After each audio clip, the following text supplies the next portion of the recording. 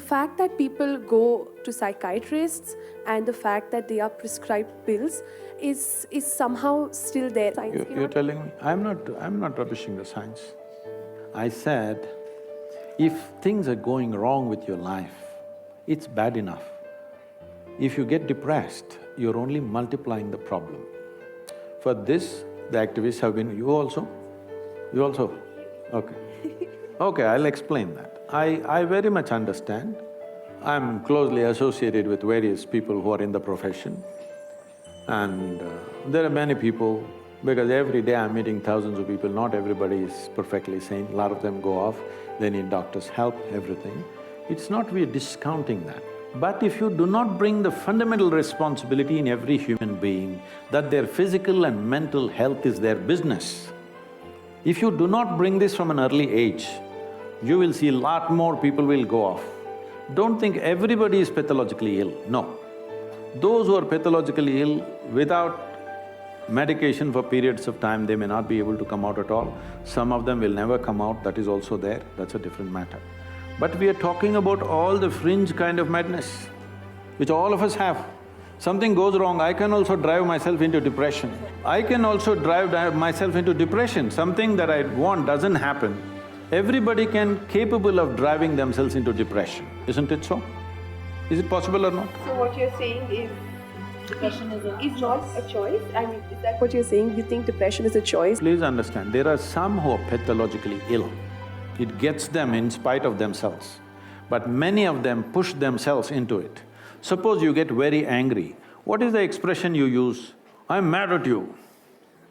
So consciously, willingly you're getting mad because you get some results in the society.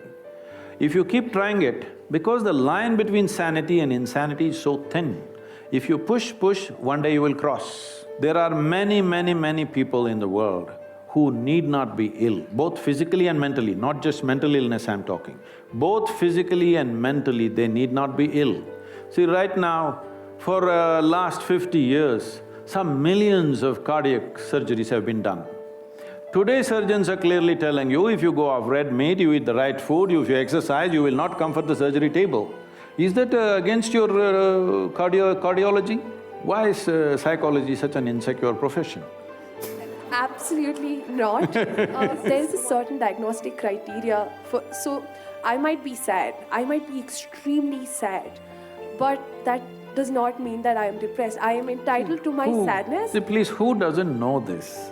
Do I look so simplistic that I don't understand somebody is sad and somebody is depressed? But is it possible that many people push themselves into depressive states at certain times in their life and the same people also came out in a determined way? Is it there?